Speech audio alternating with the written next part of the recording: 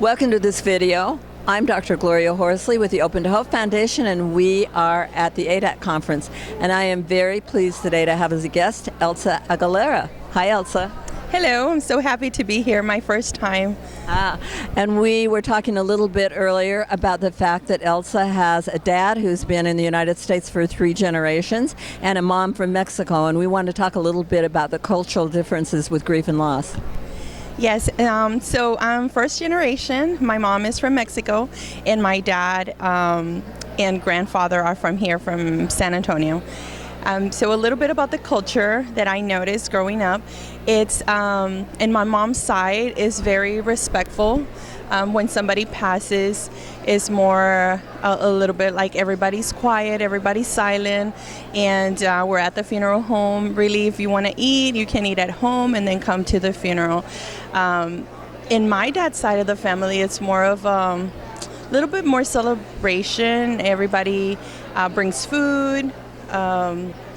It's very interesting to be raised in a culture like that. So, now, what are the best of each?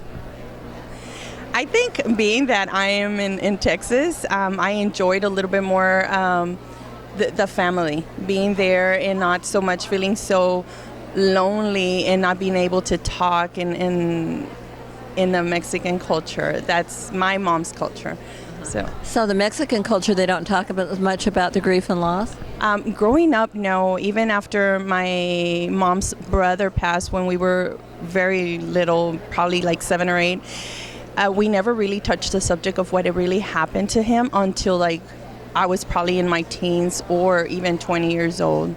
Yes, because we also wouldn't want to ask something that would make her start crying or just make her feel sad. Now, talk a little bit about what you're doing now, because I think it's very interesting. Yes, so I'm truly enjoying working with grief, and I actually joined the Archdiocese of Galveston, Houston, in providing grief workshops, but also helping the parishes establishing bereavement support teams.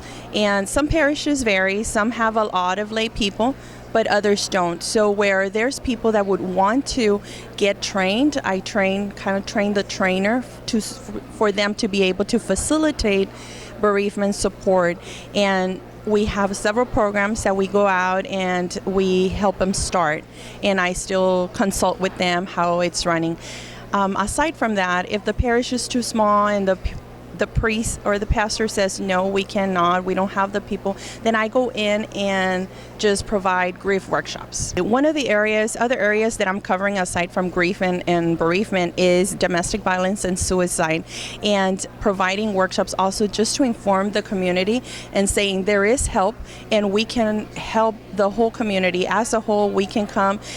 Things that we have activities is really having awareness month activities like a program. In September, we're going to have a full load of activities to train the priests, to train the seminarians, to train the communities in the parishes, staff on what are the indicators of somebody really is making an outcry for suicide or trying to prevent or, getting mental health. Now, do you have a website, or is there some way to get in touch with you? Yeah. So the main website for the Archdiocese is archgh.org, and I'm in the Family Life Ministry. So if you look Family Life Ministry with the Archdiocese, I'm there. Thank you, Elsa, for being on this show, and thanks for all the great work you're doing. Thank you. You've been watching an Open to Hope video. I'm your host, Dr. Gloria Horsley, and Heidi and I want to remind you to visit our site, and also if you've lost hope or are feeling alone, please lean on ours till you find your own, and God bless.